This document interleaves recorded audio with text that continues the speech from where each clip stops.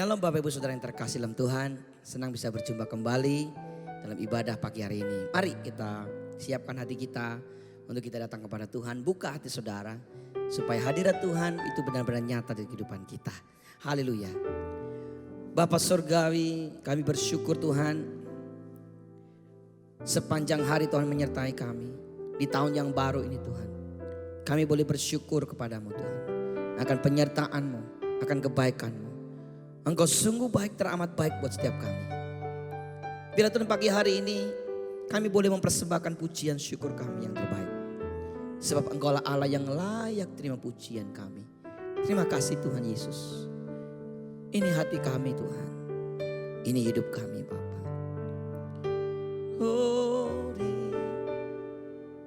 Kami menyembah-Mu. Kami bersyukur. Kami naikkan pujian kami. Engkau baik Tuhan, Engkau mulia. Tiada yang seperti-Mu, tiada yang seperti-Mu.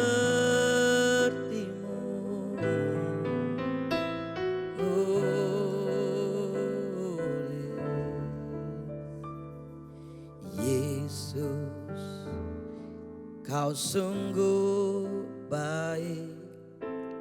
Yesus, nama-Mu indah.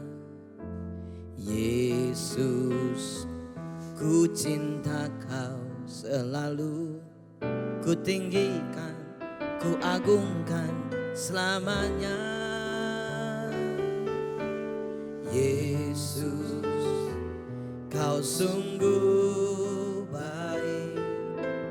Yesus, nama-Mu indah. Yesus, ku cinta Kau selalu. Ku tinggikan, ku agungkan selamanya. Ku mau memuji-Mu, ku selalu puji-Mu. Ku mau menyembah-Mu, ku selalu sembah-Mu. Kau yang layak terima semua pujian. Kemuliaan hanya bagi Tuhan. Yesus, Kau sungguh baik Tuhan. Yesus, Kau sungguh baik. Yesus, nama-Mu indah. Yesus, ku cinta Kau selalu. Ku tinggikan, ku agungkan selamanya. Yesus, Kau sungguh baik. Yesus, nama-Mu indah. Yesus, ku cinta Kau selalu. Ku tinggikan, ku agungkan selamanya. Ku mau memuji-Mu, ku selalu puji-Mu. Ku mau menyembah-Mu, ku selalu sembah-Mu. Kau yang layak terima semua pujian. Kemuliaan hanya bagi Tuhan. Ku mau memuji-Mu, ku selalu puji-Mu. Ku mau menyembah-Mu, ku selalu sembah-Mu. Kau yang layak terima semua pujian. Kemuliaan hanya bagi Tuhan. Ku mau memuji-Mu,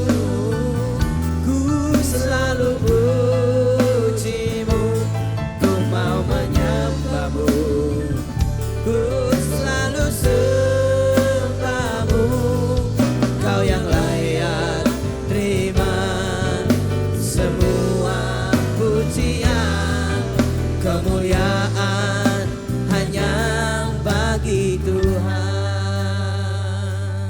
Mari saudaraku, nyanyikan dengan segenap hatimu. Katakan, Yesus kau sungguh baik.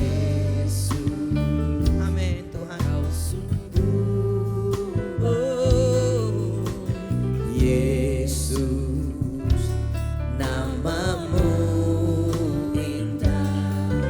Amin. Yesus, ku cinta kau selalu, ku tinggikan, ku agungkan selamanya.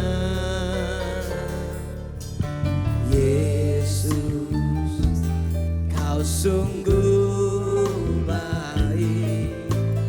Yesus, namamu indah. Yesus, ku cinta kau selalu, ku tinggikan, ku agungkan selamanya. Ku mau memujimu, ku selalu pujimu. Ku mau menyembahmu, ku selalu sembahmu.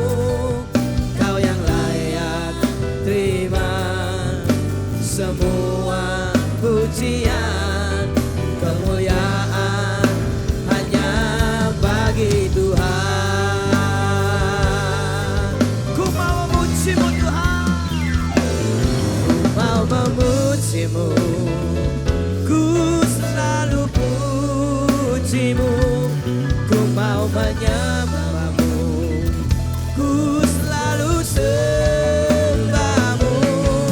Kau yang layak terima semua pujian, kemuliaan hanya bagi Tuhan. Sama-sama. Selalu puji hanya Kau Tuhan. Ku selalu sembahmu. Kau yang layak terima semua pujian, kemuliaan hanya bagi Tuhan. Kau yang layak, Kau yang layak terima semua pujian, kemuliaan hanya bagi Tuhan.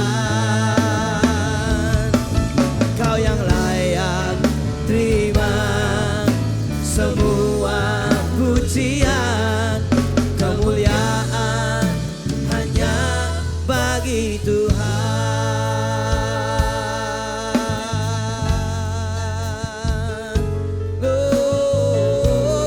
Glory, segala hormat pujian hanya bagimu. Terpujilah namamu Tuhan, ku naikkan sembah puji syukur. Ku menyembahmu, ku menyembahmu.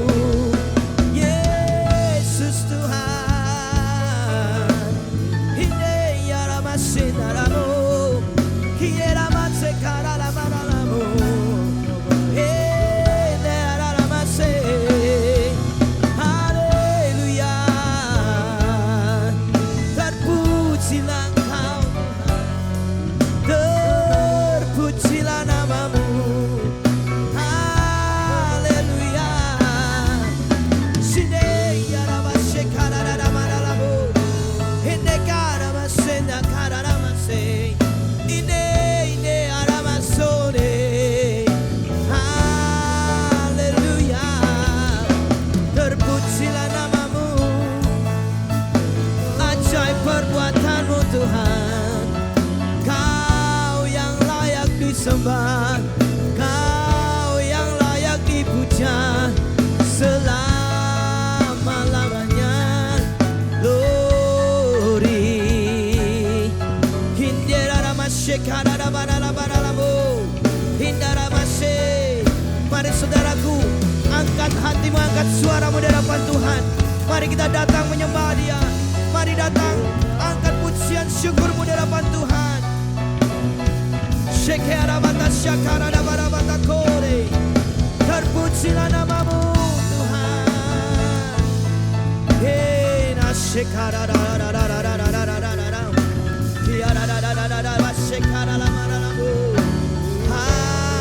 Hallelujah, glory.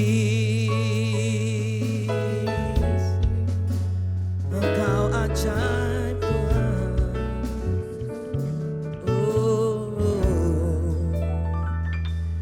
Ku mau memuji-Mu, ku selalu puji-Mu.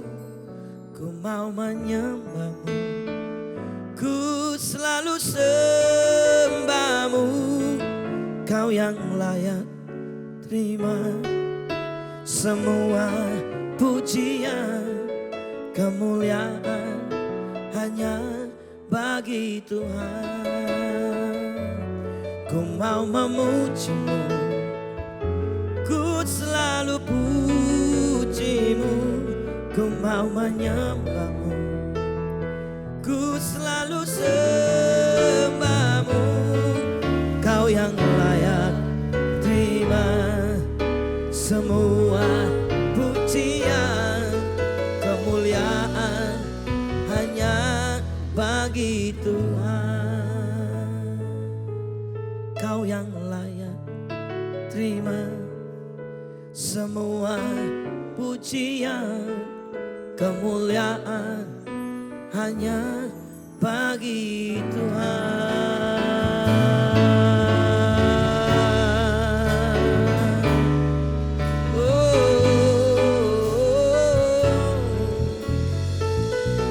Hanya bagi Tuhan.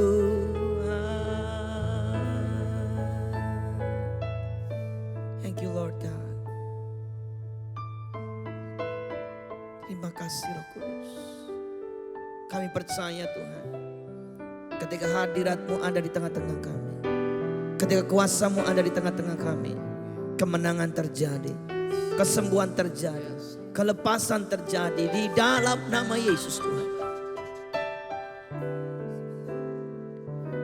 Ku yakin Kau hadir di sini. Ku rasakan kuasa yang tak terbatas. Ku yakin Kau nyata di sini. Kemenangan terjadi di sini. Nyanyikan dengan imanmu saudara. Ku yakin Kau hadir di sini. Ku rasakan kuasa yang tak terbatas. Ku yakin Kau nyata di sini. Kemenangan terjadi di sini. Ku menyembah-Mu Tuhan. Ku menyembah dalam kudus hadirat-Mu. Hampiri mata kasih karunia-Mu Bapa. Kekuatanku Tuhan hanya dalam-Mu. Kekuatanku hanya dalam hadirat-Mu. Yesusku, hanya Kaulah segalanya.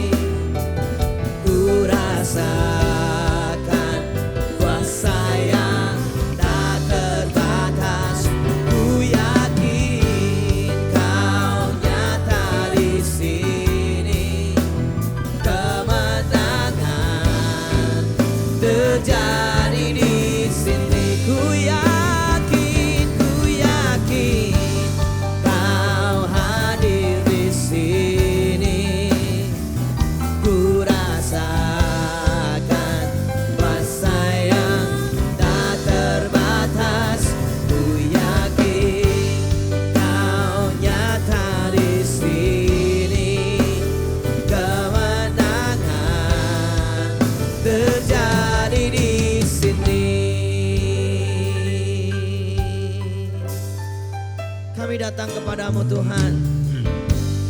Ku menyembah dalam kudus hadirat-Mu. Hampiri tata kasih karunia-Mu Bapa. Kekuatanku di dalam hadirat-Mu, kekuatanku hanya dalam hadirat-Mu. Yesusku, hanya Kaulah segalanya.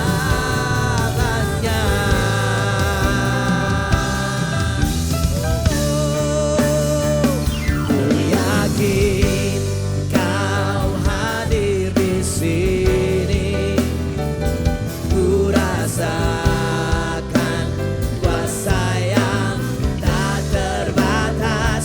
Ku yakin Kau nyata di sini. Kemenangan terjadi di sini. Ku yakin Kau hadir di sini. Ku rasakan kuasa yang tak terbatas. Ku yakin Kau nyata di sini. Kemenangan terjadi di sini. Ku yakin Kau hadir di sini. Ku rasakan kuasa yang tak terbatas. Ku yakin Kau nyata di sini. Kemenangan terjadi di sini. Nyanyikan dengan imanmu.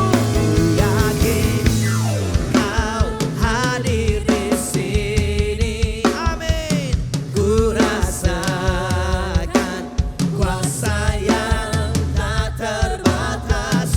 Ku yakin Kau nyata di sini. Kemenangan, haleluya, terjadi di sini.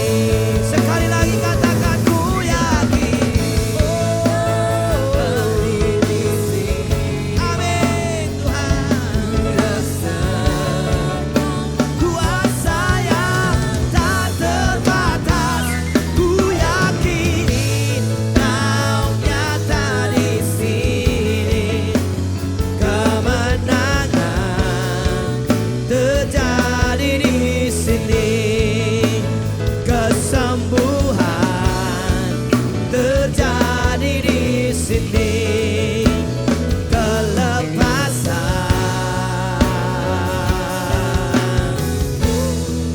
terjadi di sini.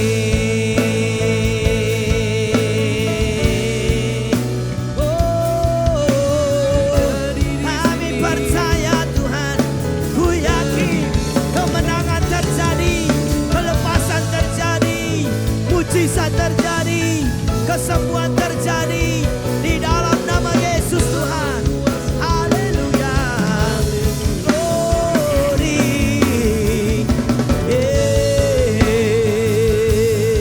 Yesus. Ini ada masena lama-lama. Oh, glory. Ku percaya Tuhan, ku percaya mujizat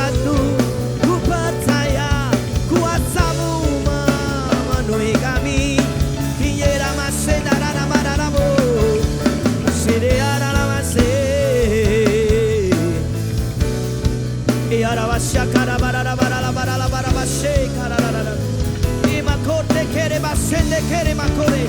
Imakorte kere basi kararama. Ende kere rabasena. Korte karabasa karabara laba. Terpujilah Engkau Tuhan. Yang sakit biar berkata aku disembuhkan. Yang tidak ada jalan keluar, Tuhan berikan jalan keluar. Di dalam nama Yesus Tuhan.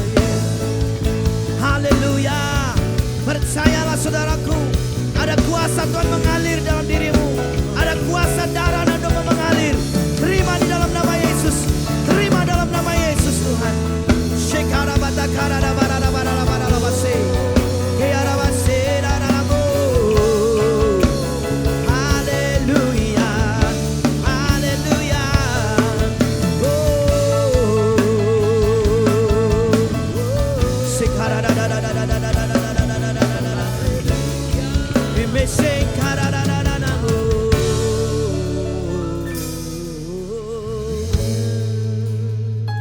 Haleluya,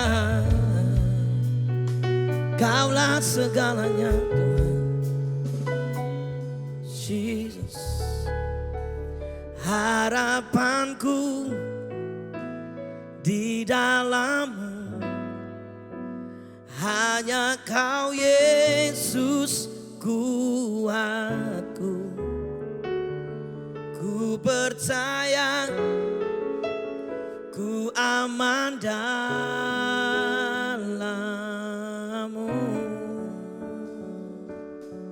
Harapanku Tuhan, harapanku di dalam-Mu, hanya Kau Yesus kuatku. Ku percaya ku aman dalam-Mu.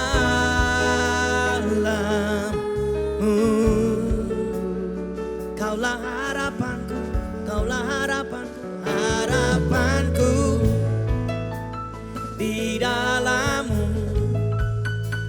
hanya Kau Yesus kuatku.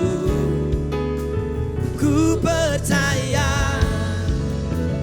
ku aman dalam-Mu.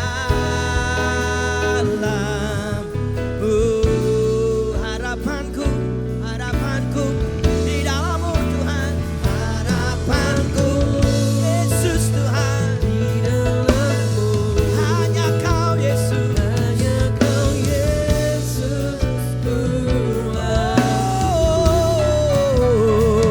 Percaya ku aman dalam-Mu.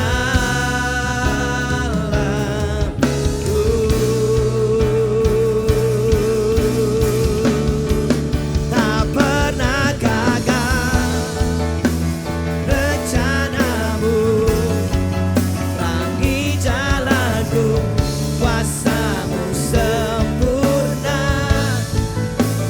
Harapanku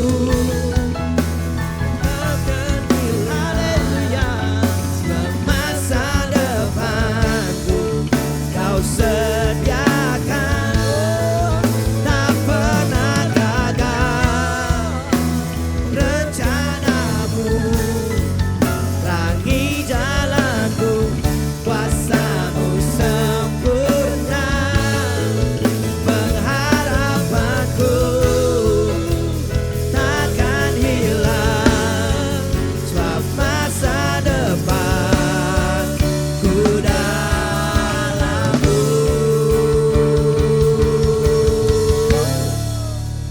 Harapanku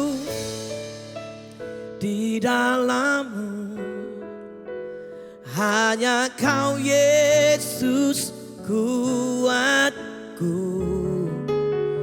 Ku percaya ku aman dalam-Mu.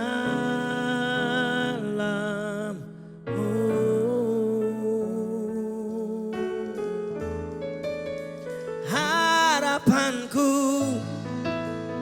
di dalam-Mu, hanya Kau Yesus kuatku. Ku percaya ku aman dalam-Mu.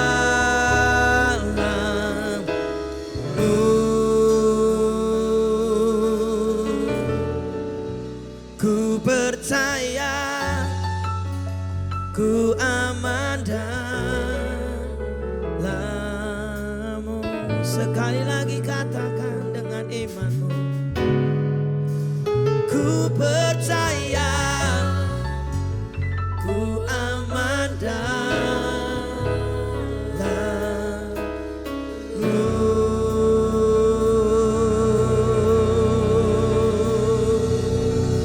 Ku percaya, ku aman dalam-Mu Tuhan. Pengharapan kami hanya di dalam-Mu Yesus. Ku percaya Tuhan, penyertaan-Mu ajaib, penyertaan-Mu ajaib Tuhan. Terpujilah Engkau, terpujilah Engkau Yesus Tuhan. Haleluya, haleluya. Tidak ada kata yang bisa menggambarkan kebaikan-Mu Tuhan. Sungguh pengharapan di dalam Engkau sungguh ada. Di dalam Engkau ada pengharapan yang baru. Di dalam Engkau Tuhan ada pemulihan terjadi.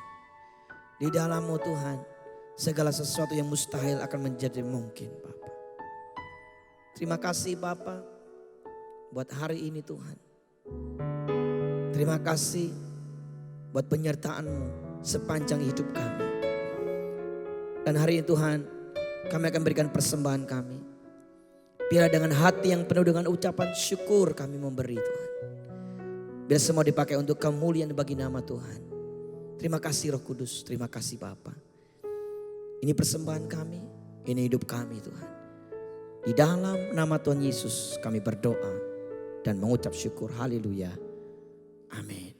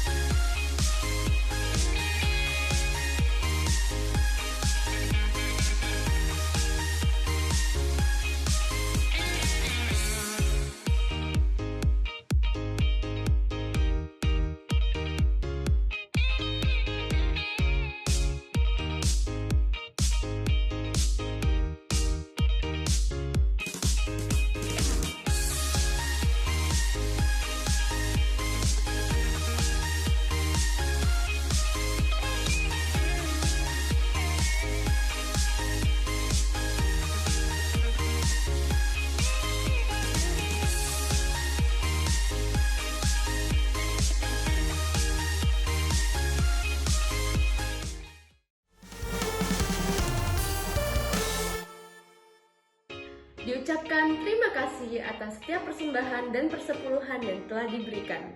Tuhan Yesus memberkati. Bapak Ibu Jemaat dapat mengupdate informasi seputar kegiatan HCC melalui YouTube, Facebook, dan Instagram. Mari kita bersama menyembah dan berdoa dalam Mesbah Pagi setiap hari dari hari Senin hingga Kamis pukul 6-7 pagi melalui aplikasi Zoom. Mari kita bersama merasakan lawatan Tuhan. Disi online minggu ini akan tetap berjalan melalui aplikasi Zoom. Mari kita saling menguatkan dan berkoneksi. Stay home, stay safe, and stay connected.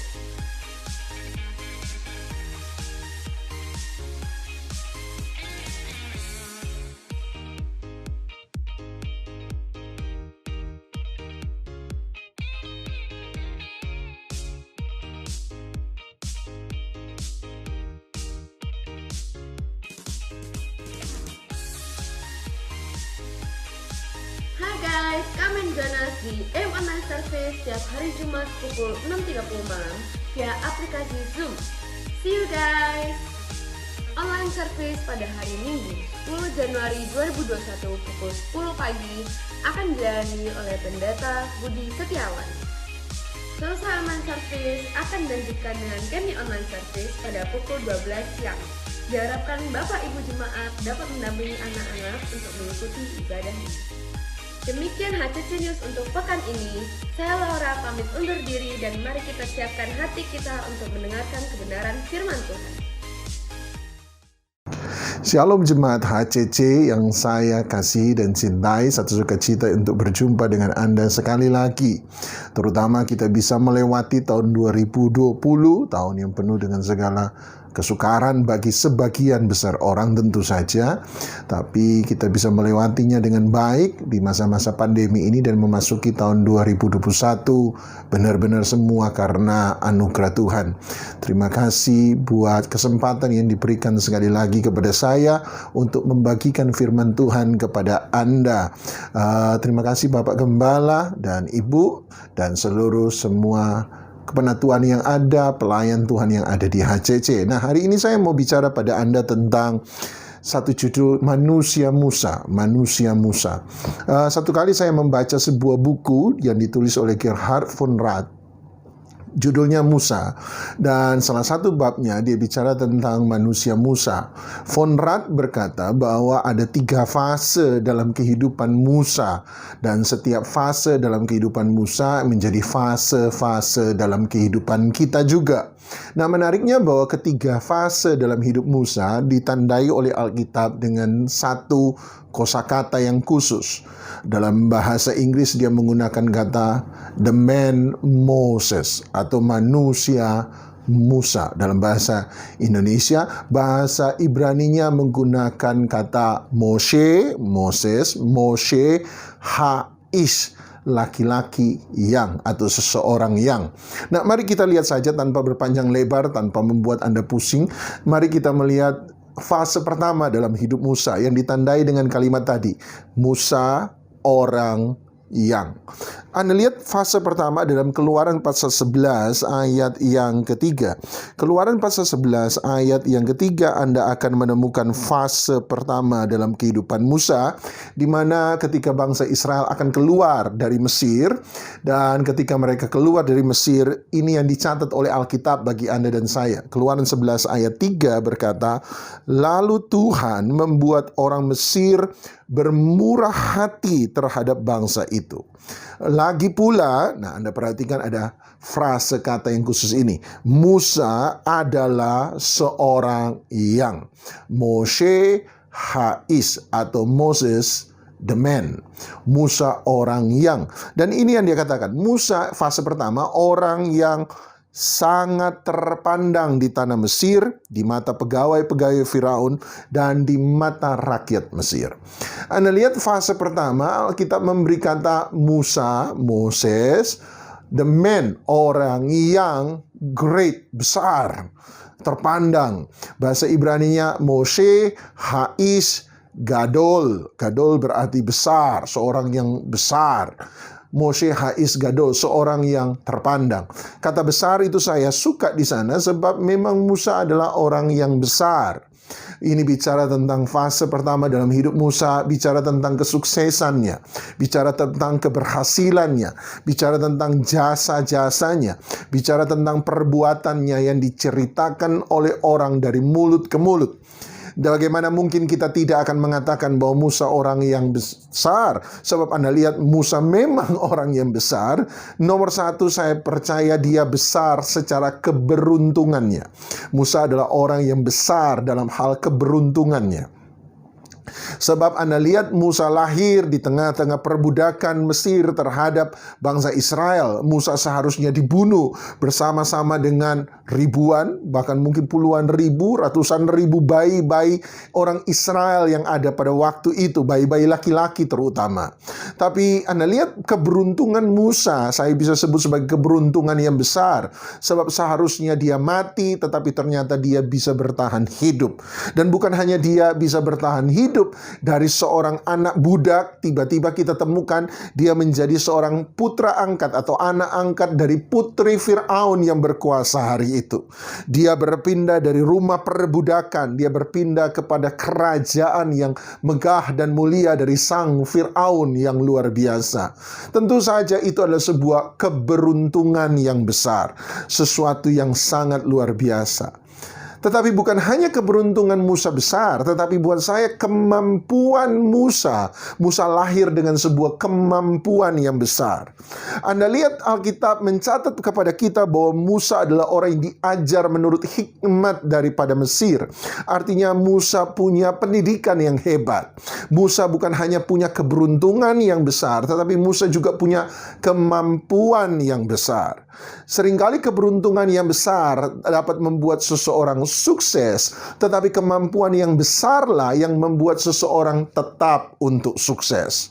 Keberuntungan yang besar bisa membuat Anda mendapatkan warisan atau kekayaan yang besar, tetapi kemampuan yang besarlah yang membuat kekayaan yang Anda miliki dari sebuah keberuntungan dapat berlipat kali ganda, dan Anda bisa mempertahankan itu, bahkan Anda bisa menambahkan yang ada.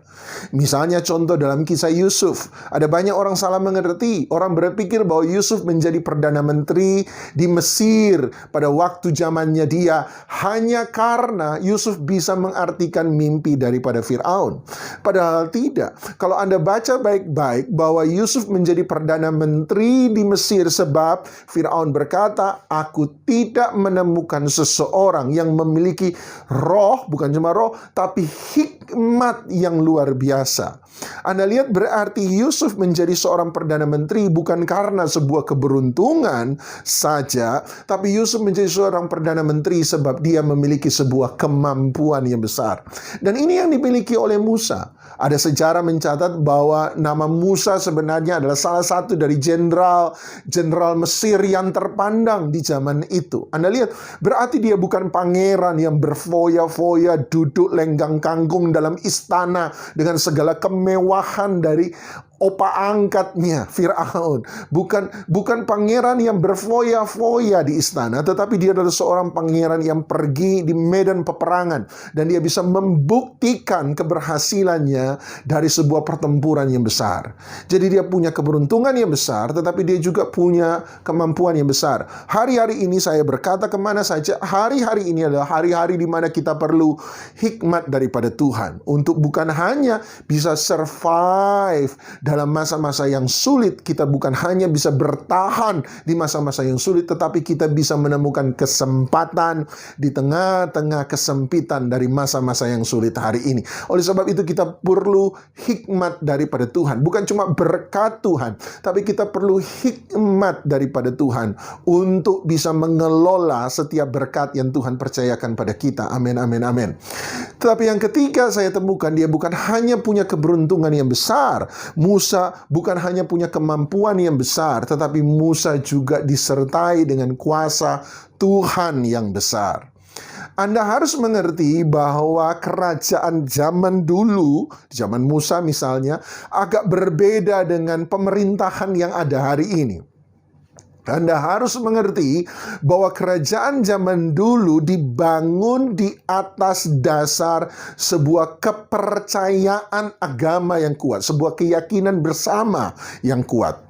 Hari ini negara dibentuk oleh kuasa militer, negara dibangun oleh kuasa ekonomi finansial yang kuat, pemerintahan yang kuat. Setuju, zaman dulu juga mungkin memerlukan semua itu. Zaman dulu kerajaan butuh militer yang kuat, kerajaan butuh ekonomi yang kuat, kerajaan butuh pemerintahan yang kuat, kepemimpinan sang pemimpin yang kuat. Tetapi yang paling penting adalah kerajaan dibangun di atas dasar sebuah keyakinan bersama dari rakyat yang luar biasa. Misalnya bagi kita yang mengerti sejarah Tiongkok atau sejarah Cina dalam kerajaan-kerajaan zaman dulu, kita menemukan hal yang sama. Bahwa kerajaan zaman dulu, raja-rajanya dipercaya adalah titisan dewa. Lahir dari sebuah kepercayaan, bukan? Sebuah titisan dewa, anak dewa. Orang Cina menyebut putra langit. Jadi orang yang percaya bahwa sang raja benar-benar adalah suruhan dewa, suruhan ilahi. Bahkan bukan hanya itu, dia punya kemampuan ilahi yang besar. Zaman Musa sama. Mesir dibangun dari sebuah kepercayaan yang sama. Setiap Firaun itu dipercaya adalah titisan dari dewa atau anak dari dewa. Makanya Makanya ketika mereka meninggal, mereka membangun piramida yang besar. Sebab yang meninggal bukan orang biasa. Yang meninggal adalah titisan dewa yang akan naik atau naik ke atas, naik ke sorga. Dibangun oleh kepercayaan yang luar biasa. Satu kali ketika Musa sudah mencoba untuk membebaskan bangsanya dari perbudakan Mesir, dan Anda tahu ceritanya, dia membunuh tentara Mesir, kemudian ketahuan dia harus melarikan diri dari Mesir. Selama 40 tahun nama Musa tidak lagi didengar oleh orang Mesir. Orang Mesir, orang Israel berpikir bahwa nama Musa sudah hilang, karirnya sudah hancur, masa depannya tidak akan pernah bisa dipulihkan. Tapi tiba-tiba 40 tahun kemudian Musa kembali ke Mesir, bukan dengan kekuatan militer yang lebih besar. Musa kembali ke Mesir bukan dengan kekayaan yang lebih banyak. Musa kembali ke Mesir bukan dengan jabatan yang lebih tinggi. Tapi Musa kembali ke Mesir dengan inti dari sebuah kerajaan. Dia kembali dengan kuasa ilahi yang besar. Oleh sebab itu, ketika orang Israel keluar dari Mesir, Keluaran 11 tadi mengatakan kepada kita bahwa Musa, Moshe, Hais Gadol, laki-laki yang hebat. Kata Ish di sana berarti laki-laki. Hais, the man, laki-laki yang Gadol, memang laki-laki hebat. Dan membuat semua orang mulai dari kalangan istana sampai rakyat jelata tunduk kepada dia, sungkan, takut, kagum kepada dia, sebab dia adalah seorang yang besar. Bukankah fase pertama Musa seringkali menjadi fase juga dalam hidup kita? Fase keberhasilan, fase kebesaran, fase dipandang orang dengan penuh kekaguman, fase di mana orang menghormati Anda dan saya, fase di mana orang mengacungkan jempol dan berkata, ini baru laki-laki, Hais, laki-laki, Gadol, memang laki-laki. Laki-laki yang hebat, laki-laki yang luar biasa. Tapi mari kita lihat fase kedua dari Musa dalam Keluaran pasal yang ke-32. Dalam Keluaran pasal yang ke-32 ayat 1. Ketika mereka keluar dari Mesir, mereka sampai ke Gunung Sinai. Sadarkah Anda bahwa tujuan Tuhan mengeluarkan orang Israel dari Mesir bukan untuk masuk ke dalam tanah Kanaan? Sadarkah Anda bahwa tujuan Tuhan menyelamatkan bangsa Israel dari perbudakan Mesir adalah supaya mereka bisa berjumpa dengan Dia di puncak Gunung Sinai? Sebab berkali-kali Tuhan berkata kepada Musa dan bilang, Musa, beritahu kepada Fir'aun, beritahukan kepada dia bahwa sesungguhnya biarkan umatku pergi supaya mereka, bukan supaya masuk tanah Kanaan, bukan supaya mereka jadi bangsa sendiri, supaya mereka, kata Tuhan, mereka bisa beribadah kepadaku di padang gurun. Anda lihat, tujuan Tuhan menyelamatkan Israel bukanlah untuk masuk tanah Kanaan. Tujuan menyelamatkan bangsa Israel adalah supaya mereka bisa berjumpa dengan Dia, bangun hubungan dengan Dia, beribadah kepada Dia, punya relationship, punya covenant relationship, punya perjanjian ikat janji dengan Dia di atas Gunung Sinai. Dan saya percaya itulah yang sama dengan Anda dan saya. Dia menyelamatkan kita bukan supaya kita masuk tanah Kanaan, sorga yang kekal. Stop dulu. Dia mau supaya Anda dan saya selamat. Dia mau kita berpindah dari kerajaan gelap kepada kerajaan terang. Dia mau kita keluar dari dunia ini supaya satu hal, kita bisa membangun hubungan dengan Dia. Dan ketika mereka sampai di kaki Gunung Sinai, Tuhan kemudian mengundang mereka untuk naik ke puncak Gunung Sinai, berjumpa dengan Dia muka dengan muka. Anda tahu ceritanya, tetapi orang Israel ketika melihat di atas puncak Gunung Sinai ada awan yang gelap. Di atas puncak Gunung Sinai ada guntur dan gemuruh yang tebal, saut bersahutan. Dan mereka berkata, siapa yang berani naik ke sana? Sebab siapapun yang naik ke sana, kemungkinan besar mereka akan mati dalam perjalanan ke sana. Bagaimana kita bisa melihat di atas puncak Gunung Sinai? Ini terlalu sulit. Kami takut kami akan mati. Oleh sebab itu mereka berkata, kalau begitu biarkan kami beribadah di kaki Gunung Sinai Dan biarkan Musa yang berjumpa dengan Tuhan di puncak Gunung Sinai. Apapun yang Tuhan perintahkan kepada kami, sampaikan itu kepada Musa. Dan biar Musa yang menyampaikannya kepada kami, dan kami akan melakukannya. Anda lihat seringkali perilaku yang dilakukan oleh orang Israel hari itu masih dilakukan oleh banyak jemaat hari ini. Apa maksudnya, Pak? Maksudnya seringkali ketika Tuhan mengundang kita. Tahun ini saya diajarkan bahwa tahun ini bagi Anda adalah tahun di mana kita belajar sungguh-sungguh dengan Tuhan, berjumpa dengan Tuhan, mengandalkan Tuhan, bertemu dengan Tuhan, bersekutu dengan Dia. Dia mengundang kita untuk punya perjanjian dengan Dia. Tetapi seringkali masih ada mental tumbal, saya beri nama. Apa itu mental tumbal? Jangan suruh kami yang ketemu dengan Tuhan. Suruh siapa? Musa. Dalam hal ini Pak Pendeta. Biar Pak Pendeta yang ketemu dengan Tuhan. Biar Pak Pendeta yang berdoa tiap pagi buat kami. Biar Pak Pendeta yang cari pewahyuan dan membagikan pewahyuan firman Tuhan kepada kami. Kami di sini hanya mau mendengarkan saja. Dan kalau kami dengar, ya kami akan melakukannya. Tapi soal mencari ketemu Tuhan, itu bukan bagian kami. Itu bagiannya Pak Pendeta. Anda lihat? Mental tumbal masih ada. Suruh Pak Pendeta yang berdoa, Pak Pendeta yang khotbah, Pak Pendeta yang mengajar, sementara kita tidak pernah belajar sendiri. Hari ini saya mengetahui satu hal, bahwa jemaat agak lebih mudah untuk mencari firman hari ini, mencari khotbah. Ada orang berkata, iya Pak, dibanding dulu Pak, wah hari ini Pak, saya satu hari Minggu Pak, bisa 3-5 kali khotbah saya dengar. Dulu satu minggu, satu hari Minggu cuma 1 kali khotbah, cuma ke gereja 1 kali.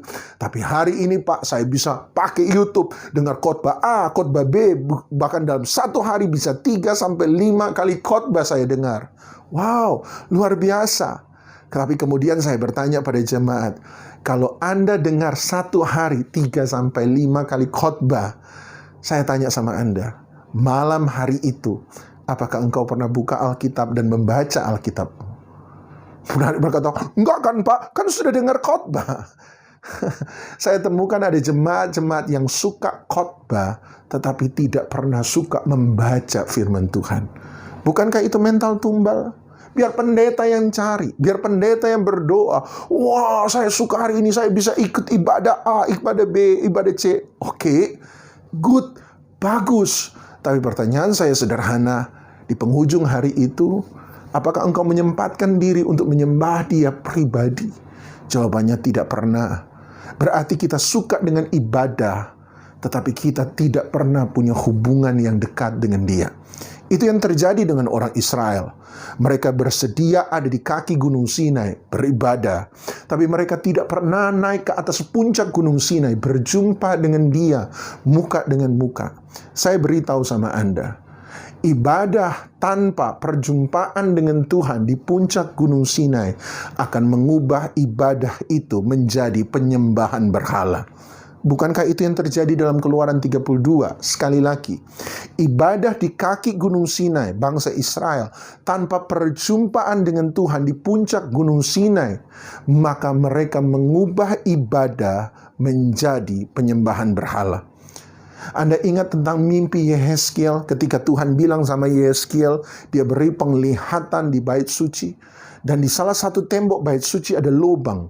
Dan kemudian Tuhan berkata pada Yehezkiel, perbesar lubang itu. Dan ketika Yehezkiel memperbesar lubang itu, Yehezkiel berkata, di balik tembok itu aku melihat ada satu ruangan yang penuh dengan gambar berhala. Luar biasa. Di balik tembok bait Allah ada satu ruangan yang dikhususkan untuk berhala. Saya takut agama mudah untuk dibelokkan menjadi penyembahan berhala. Tanpa hadirat Allah, ada sesuatu yang kosong dalam kehidupan manusia. Manusia bisa mendengar dalam ibadah, Anda bisa mendengar khotbah yang memberi informasi yang membuat Anda tambah pintar dan tambah cerdas. Tapi saya beritahu kepada Anda, tapi pengetahuan dan informasi tidak akan pernah memuaskan apa yang ada dalam roh manusia. Anda boleh keluar dalam ibadah dengan bertambah pintar, tapi Anda keluar dengan ibadah dengan roh yang makin kosong.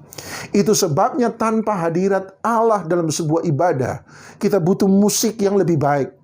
Jangan salah mengerti, saya tidak anti musik yang lebih baik. Saya suka musik yang lebih baik. Penyembahan dengan diiringi oleh musik-musik dengan alat-alat yang bagus. Saya suka itu. Tetapi seringkali kita sudah mengubah musik menjadi berhala kita dalam ibadah. Kita butuh pemain musik yang lebih handal. Seringkali tanpa hadirat Allah, kita butuh WL yang lebih profesional. Seringkali tanpa hadirat Allah, kita membutuhkan pendeta yang lebih terkenal, pendeta yang lebih populer. Seringkali dalam ibadah tanpa hadirat Allah, kita membutuhkan khotbah yang lebih lucu. Kita membutuhkan khotbah yang lebih psikologis dan filosofis. Khotbah yang lebih secara otak membuat kita lebih dipuaskan. Tapi saya beritahu, kalau semua itu kita gunakan untuk menggantikan hadirat Allah dalam ibadah kita, tanpa Anda sadar, musik sudah berubah menjadi berhala dalam hidup kita. Tanpa kita sadar, pemain musik, pemimpin pujian, singers yang lebih profesional sudah berubah menjadi berhala baru dalam ibadah kita. Tanpa kita sadar, pendeta yang lebih terkenal, nama pendeta yang lebih populer sudah berubah menjadi berhala baru dalam hidup Anda dan saya. Tanpa kita sadar, ketika kita menggantikan khotbah yang lebih lucu untuk menggantikan hadirat Tuhan dalam hidup Anda, khotbah sudah berubah menjadi berhala baru dalam kehidupan Anda dan saya. Penyembahan kepada Tuhan tanpa disertai dengan perjumpaan dengan Tuhan selalu berubah menjadi penyembahan berhala. Dan oleh sebab itu mari kita lihat Keluaran 32. Keluaran 32 ayat 1, ini fase kedua. Tanpa hadirat Allah, tanpa kehadiran seorang pemimpin yang diurapi oleh Allah. Ini yang terjadi. Keluaran 32 ayat 1. Inilah fase kedua dalam hidup Musa. Keluaran 32 ayat 1, ketika bangsa itu melihat bahwa Musa mengundur-undurkan turun dari gunung itu, maka berkumpullah mereka mengerumuni Harun dan berkata kepadanya, "Mari, buatlah untuk kami Allah yang akan berjalan di depan kami." Sebab Musa ini, Moshe, orang yang hais. Fase kedua, Musa orang yang, ini fase kedua. Dia berkata, orang yang telah memimpin kami keluar dari tanah Mesir, kami tidak tahu apa yang telah terjadi dengan dia. Ketika mereka menunggu 40 hari dan Musa tidak kunjung turun, tiba-tiba mereka berkata pada Harun, "Mari kita buat Allah yang baru, menggantikan Allah yang telah membebaskan kita." Dan bukan hanya itu, mereka berkata, "Mari kita cari pemimpin yang baru." Dalam hal ini Harun, untuk menggantikan Musa yang telah menyelamatkan kita. Moshe, hais, orang yang. Ini fase kedua. Fase pertama bicara tentang keberhasilan Musa, laki-laki yang hebat, hais gadol, orang yang besar. Tapi yang kedua adalah dia bicara tentang Musa, orang yang telah membebaskan kita. Musa benar, orang yang telah menyelamatkan kita. Tetapi Musa bisa digantikan dengan orang yang lain. Musa mari kita gantikan dengan pemimpin yang baru. Musa mari kita gantikan dengan seseorang yang bisa menggantikan Musa yang mungkin lebih baik. Fase kedua Musa adalah fase di mana dia ditolak oleh orang-orang yang dia tolong. Fase kedua Musa adalah fase di mana dia dikecewakan, ditinggalkan oleh orang-orang yang dia selamatkan. Fase kedua Musa adalah fase di mana dia dikecewakan oleh orang-orang yang pernah dia bantu. Dan inilah fase tentang kekecewaan, inilah fase tentang penolakan, inilah fase di mana dia mengalami kehancuran, inilah fase di mana dia ditinggalkan seorang diri. Anda bayangkan seandainya Anda pernah tolong seseorang, tiba-tiba orang yang Anda tolong bukannya berbuat baik pada Anda, tetapi justru mengkhianati Anda di belakang Anda. Anda bisa bayangkan Anda bangun sebuah organisasi, dan ketika organisasi itu menjadi besar, kemudian mereka menggantikan Anda dengan orang lain. Maka Anda lihat ada kekecewaan di situ, ada penolakan di situ, ada rasa sakit hati di situ, dan itulah fase kedua dari Musa. Fase pertama keberhasilan, fase kedua adalah fase kekecewaan. Dan bukankah dua fase ini seringkali silih berganti dalam kehidupan kita? Tapi mari kita lihat fase ketiga tanpa berlama-lama. Bilangan 4:12, dalam Bilangan 4:12, mari coba Anda lihat fase yang ketiga. Bilangan 12 ayat yang ketiga, kita akan temukan sekali lagi Alkitab menggunakan frase kata yang tadi, Moshe ha'is, Moses the man, Musa seorang yang. Coba Anda lihat kali ini dalam ayat ketiga, dia berkata, adapun Musa ialah seorang yang, Moshe ha'is orang yang, kemudian berkata sangat lembut hatinya. Bilangan 12 ayat 3, sangat lembut hatinya lebih dari setiap manusia yang ada di atas muka bumi. Bahasa Ibrani-nya berkata Moshe, Musa, ha'is orang yang, the man, anaf meot, anaf A-N-A-V, anaf berarti sangat lembut, kemudian meot berarti hatinya. Ha'is, anaf, meot, laki-laki yang lembut hatinya. Nah, mari kita lihat fase ketiga ini. Cukup panjang sebab saya mau coba jelaskan. Perhatikan kata meot di sana. Perhatikan kata hati atau meot, M-E-O-D. Maafkan hari ini saya mengajar Anda sedikit bahasa Ibrani. Meot atau M-E-O-D bicara tentang hati. Tapi tahukah Anda satu kali ada ayat dalam Alkitab yang berkata, kasihilah Tuhan Allahmu dengan segenap hatimu. Anda mungkin masih ingat, kasihilah Tuhan Allahmu dengan segenap hatimu, segenap jiwamu, dan segenap kekuatanmu. Shema Israel, dengarkanlah Israel, Elohim Adonai, Tuhan Allahmu, itu Ehad, itu satu, Esa. Kasihilah dia, kemudian Alkitab berkata, kasihilah dia, Tuhan Allahmu, dengan segenap hatimu, dengan segenap jiwamu, dan dengan segenap kekuatanmu. Nah, menariknya kata hati di sana, dengan segenap hatimu, kata hati di sana menggunakan bahasa asli levav. Bahasa aslinya adalah levav, L-E-V-A-V. Levav, L-E-V-A-V. Maafkan saya, sabar dengan saya dengan bahasa Ibrani. Levav menunjukkan pada hati. Nah, kata levav ini pun sendiri cukup aneh. Satu kali saya membaca sebuah buku dan penulis buku itu berkata kata levav di sana cukup termasuk unik. Sebab kata hati dalam bahasa Ibrani bukan levav sebenarnya. Kata hati dalam bahasa Ibrani adalah lev, L-E-V. L-E-V. Itu arti kata hati dalam bahasa Ibrani. Levav, kata penulis buku tersebut, levav, L-E-V-A-V, yang digunakan oleh kata tadi, kemungkinan besar berasal dari kata lev yang ditulis dua kali. Lev, levav. Kemudian sang penulis buku itu berkata seperti ini, dia beri contoh. Pernahkah Anda membaca dalam Alkitab ada seseorang yang bernama Yedidya? Bagi Anda yang tahu Alkitab, Anda akan mengerti bahwa kata Yedidya itu menunjuk pada nama lain dari Salomo. Kata Yedidyah terdiri dari dua kata. Yedid yang berarti kekasih, dan kata Yah yang berasal dari kata Yahweh yang berarti Allah. Jadi Yedid, Yah berarti kekasih Allah. Perhatikan kata Yedid. Kata Yedid kekasih, menariknya adalah dibangun oleh satu kata Yod, Y-O-D, yang kemudian diulang dua kali. Yod. Yod dalam bahasa Ibrani, sabar dengan saya sekali lagi. Yod dalam bahasa Ibrani punya gambar, arti gambar tangan.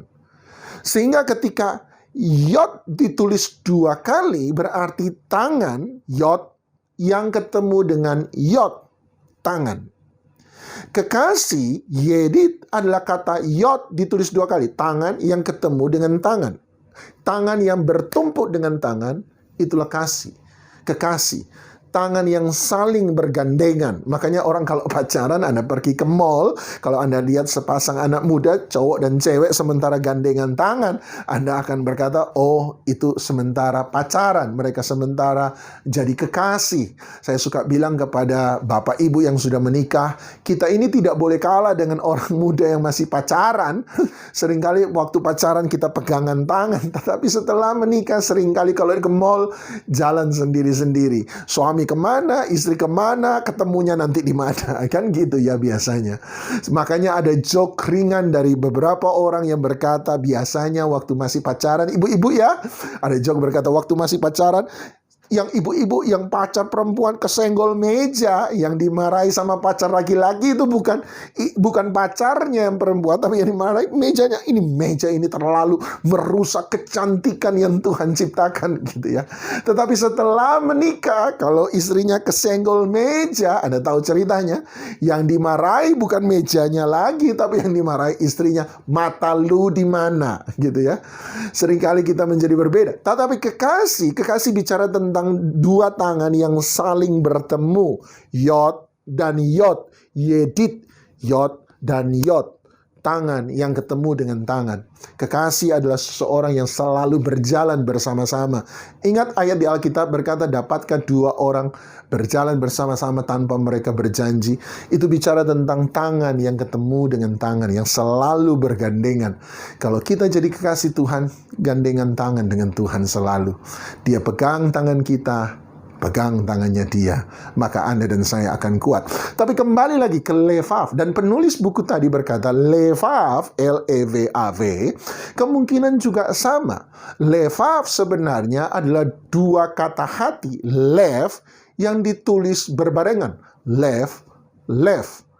Hati yang ketemu dengan hati, lev yang ketemu dengan lev, hati yang berpaut dengan hati. Sehingga ketika dia berkata, kasihlah Tuhan Allahmu dengan segenap levavmu, yang dia maksudkan di sana adalah kasihlah Tuhan Allahmu sampai hati Tuhan menjadi hatinya kita, dan hati kita jadi sama seperti hatinya Tuhan. Anda masih ingat di Maleaki penutupan dari perjanjian lama bagi Alkitab kita, dia berkata apa? Hati Bapa harus kembali kepada hati anak. Dan buat saya itulah yang terjadi. Dan hati anak kembali kepada hati Bapa. Kalau tidak, aku akan memukul bumi sampai musnah. Dia mau Anda dan saya dirobahkan sedemikian rupa sehingga hati kita jadi sama seperti hatinya dia. Apa yang Tuhan suka, saya suka. Apa yang Tuhan marah, saya marah. Apa yang buat Tuhan benci, saya benci. Apa yang berkenan pada Tuhan, itu berkenan pada saya. Apa yang menjadi kejijikan Tuhan, itu menjadi kejijikan saya. Kekudusan adalah keserupaan dengan Kristus. Kekudusan tidak pernah lahir dari upaya manusia untuk melakukan perintah agama. Tetapi kekudusan adalah belajar menjadi jatuh cinta dengan Dia. Dan dalam cintanya Dia, kita dirobahkan jadi sama seperti Dia. Apa yang Dia mau, saya mau. Apa yang Dia marah, saya marah. Apa yang Dia benci, saya benci. Anda lihat, yang menarik adalah kata levav. Tapi kemudian dia berkata, kasihlah Tuhan Allahmu kembali. Kasihlah Tuhan Allahmu dengan segenap levavmu, hatimu. Dengan segenap, jadi kata hati tidak menggunakan kata meot. Kata hati menggunakan kata lev atau kata levav. Tapi kemudian dia lanjut, kasihlah Tuhan Allahmu dengan segenap hatimu, levav, bukan meot. Jadi meot tidak bicara soal hati. Kemudian berkata, kasihlah Tuhan Allahmu dengan segenap jiwamu. Kemudian yang menarik, dia berkata, kasihlah Tuhan Allahmu dengan segenap kekuatanmu. Nah, kata kekuatan di ayat itu, menariknya menggunakan kata meot. Jadi kembali ke Bilangan 12 ayat 3. Ketika Alkitab berkata Moshe, Musa, Hais, laki-laki yang, Anaf, lembut, meot. Maka yang dimaksud dengan meot sana sebenarnya bukanlah hati. Tetapi kata meot di sana menunjukkan kepada kata kekuatan. Moshe, Hais, laki-laki yang anaf, dilembutkan meot, kekuatannya. Laki-laki yang dilembutkan kekuatannya. Anda lihat fase ketiga dalam hidup Musa adalah fase di mana dia dilembutkan hatinya. Loh, Pak, bukankah peristiwa orang diberkati bisa membuat orang jadi hatinya berubah? Sebab berkat dapat membuat orang jadi percaya pada Tuhan. Setuju. Berkat dapat membuat orang menjadi makin percaya pada Tuhan. Tapi jangan lupa satu hal. Seringkali kekayaan dan keberhasilan juga dapat membuat orang menjadi sombong dan meninggalkan Tuhan. Setuju? Pak, bukankah kalau kita mengalami persoalan, penderitaan, penolakan, kekecewaan, maka disitulah proses hati kita akan terjadi? Betul, saya setuju bahwa persoalan masalah dapat membuat seseorang menjadi lembut hatinya. Tetapi Anda harus mengerti satu hal, bahwa masalah juga dapat membuat seseorang menjadi keras dan kemudian tidak percaya pada Tuhan. Sebab dia berkata, saya berdoa dan berdoa, Tuhan tidak menjawab, maka berarti Tuhan tidak ada. Anda lihat persoalannya bukanlah persoalan hais gadol, persoalan fase di mana kita diberkati. Sebab berkat betul dapat membuat orang dekat, tapi berkat juga dapat membuat orang jauh. Persoalannya bukan pada laki-laki yang orang yang telah dikecewakan, bukan. Sebab kekecewaan, penolakan, penderitaan betul dapat membuat kita mencari Tuhan. Tetapi masalah juga dapat membuat Anda dan saya menjauh dari Tuhan. Persoalannya adalah fase ketiga. Seringkali kita ngalami fase pertama, hati kita belum tentu lembut. Kita ngalami fase kedua, hati kita belum tentu lembut. Yang melembutkan hati bukanlah fase pertama dan kedua. Yang melembutkan hati adalah respon kita ketika kita melewati fase-fase tersebut. Sekali lagi, Berkat dapat membuat Anda dekat pada Tuhan, tapi berkat juga dapat membuat Anda jauh dari Tuhan. Masalah dapat membuat Anda dekat dengan Tuhan, setuju, tapi masalah juga dapat membuat Anda jauh dari Tuhan.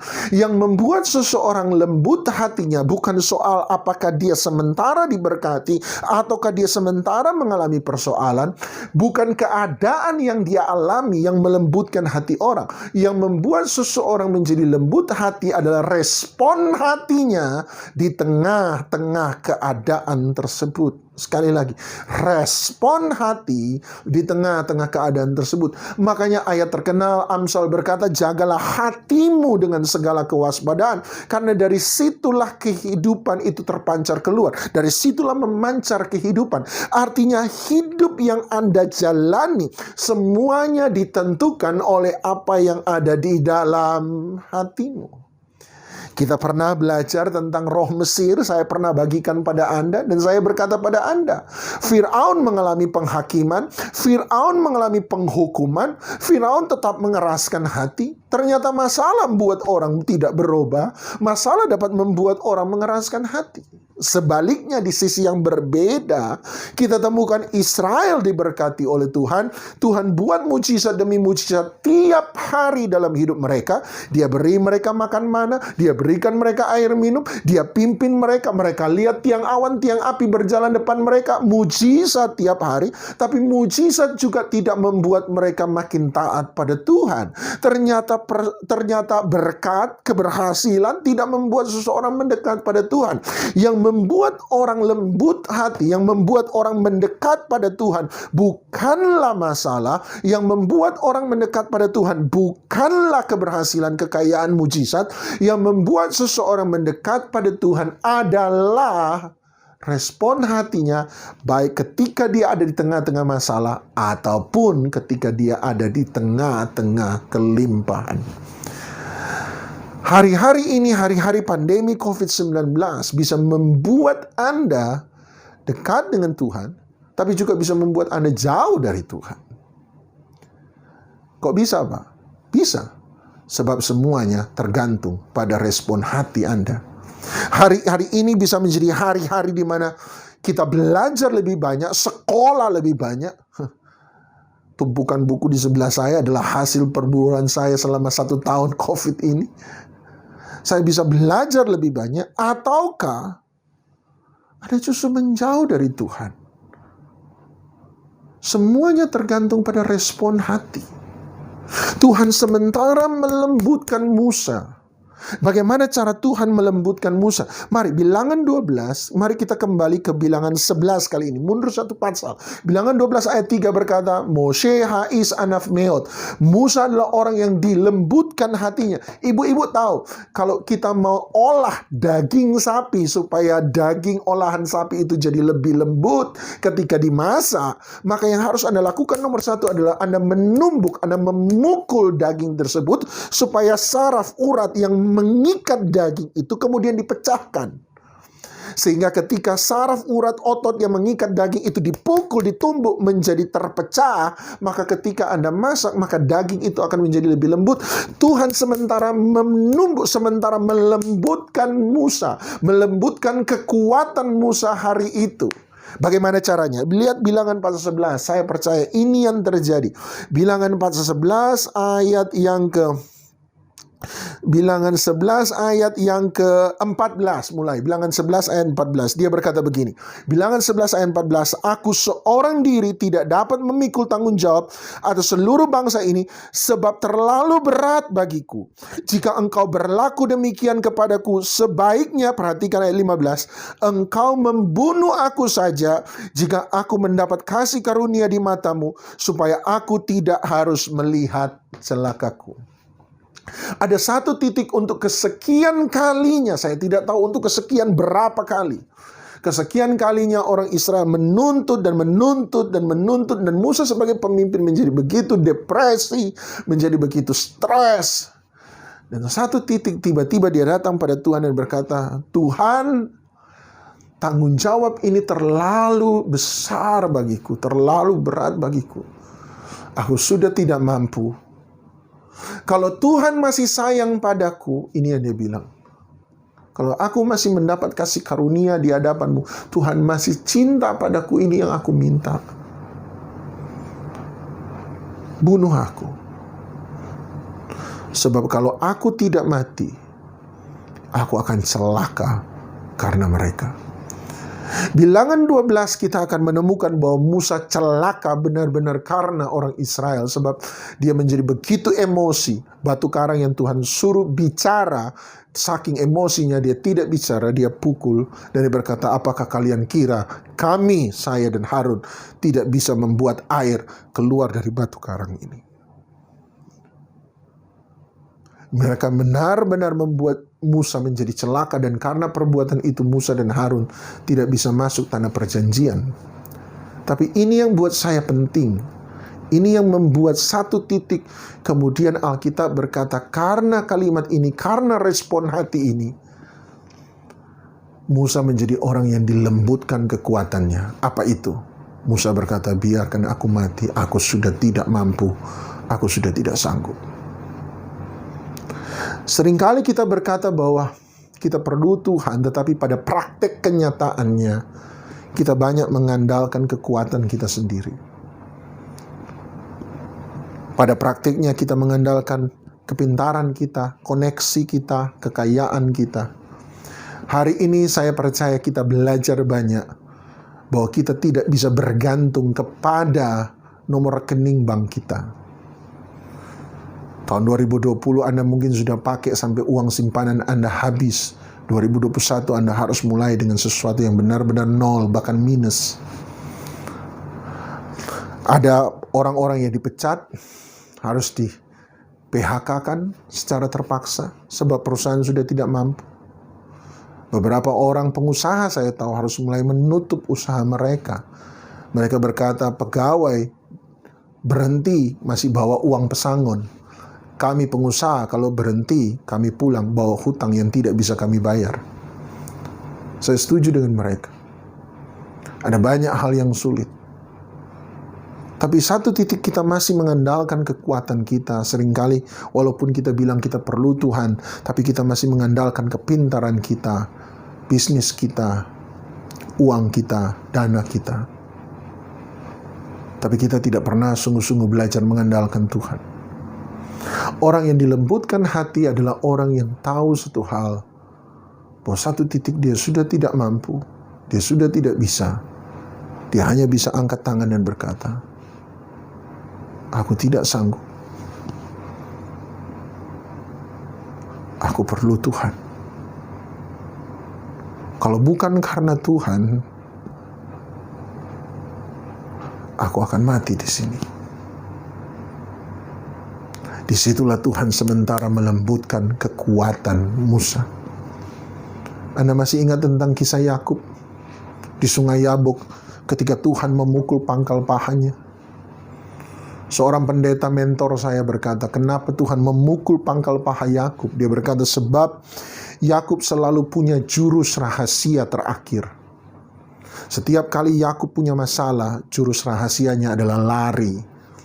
Ketika dia menipu kakaknya Esau, dan ketika kakaknya dia tipu, apa yang dia lakukan? Dia lari bersembunyi di rumah ayah dan ibunya. Anda tahu, kemudian dia menipu ayahnya sendiri. Dan ketika dia menipu ayahnya, apa yang terjadi ketika ayahnya tahu? Dia lari dari rumah ayah ibunya, pergi ke rumah Laban.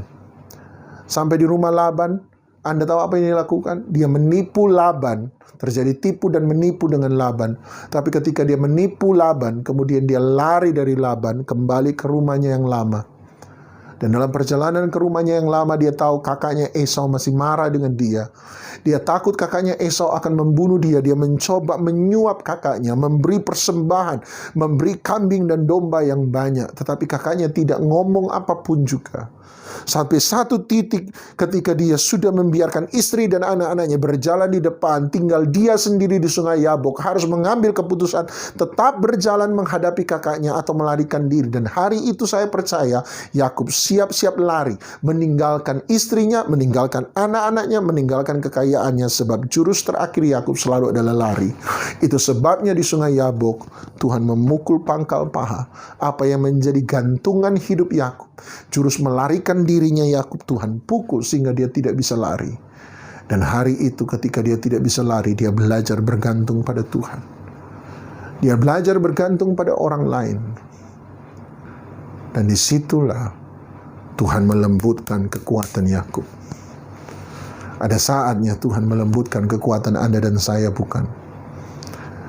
Dalam Kidung Agung Alkitab berkata, siapakah dia yang muncul, yang keluar dari padang gurun, bersandar kepada kekasihnya. Fungsi dari padang gurun dalam hidup Anda dan saya adalah belajar, mengajarkan kepada kita, belajar bersandar kepada kekasih kita, Yesus Kristus. Mengapa dia mengizinkan Yesus memasuki padang gurun? Supaya Yesus bersandar pada Roh Kudus, kekasih hatinya. Kenapa dia membawa Israel masuk di padang gurun 40 tahun? Supaya Israel belajar bersandar kepada dia. Kenapa hari ini Anda dan saya mengalami persoalan? Sebab dia mau mengajarkan kita supaya kita bersandar pada dia. Siapakah dia yang muncul dari padang gurun? Semua yang muncul dari padang gurun bersandar kepada kekasihnya.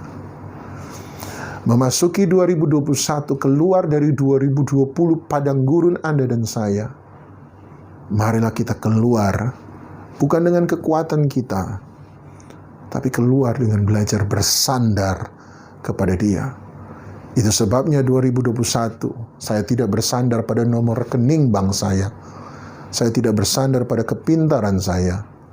Saya bukan bersandar pada bisnis saya. Saya belajar bersandar pada Tuhan. Mari kita datang pada Tuhan, izinkan saya mendoakan Anda sebentar. Bapa dalam surga, Engkau menggerakkan hati hamba-Mu sedemikian rupa untuk mendoakan setiap jemaat dari HCC memasuki tahun 2021. Ajar kami satu hal. Ajar kami untuk menyadari bahwa kemampuan kekuatan kami terbatas. Bahkan seringkali yang membuat kami sulit bergantung dengan Engkau adalah sebab kami sebenarnya di hati yang paling dalam masih mengandalkan kekuatan kami, masih mengandalkan kemampuan kami, dan bukan bersandar kepadamu. Hari ini, di minggu pertama dari tahun yang baru, ajarkan kami bersandar kepada Tuhan. Fungsi dari setiap padang gurun dalam hidup seseorang adalah ketika kita percaya pada Yesus adalah supaya kita belajar bersandar kepada kekasih kita. Dan Tuhan ajar kami kembali lagi menjalani 2021 bersandar kepada Engkau. Hanya Engkau, satu-satunya hanya Engkau. Aku tidak kuat, aku tidak akan pernah mampu, aku terlalu besar, terlalu berat. Tanggung jawab ini terlalu berat, kehidupan ini. Ajar kami satu hal, kami sudah tidak mampu, kami tidak akan pernah sanggup. Kalau bukan Tuhan, kalau bukan Yesus, Engkaulah sandaran hidup kami. Dan biarlah kami menjalani 2021, bukan dengan kuat, bukan dengan gagah, tapi bersandar pada Roh Kudus, Roh penolong dan penghibur. Bersandar kepada kekasih kami Yesus Kristus. Semua hanya karena Roh-Mu. Dalam nama Yesus, amin, amin, amin. Tuhan memberkati.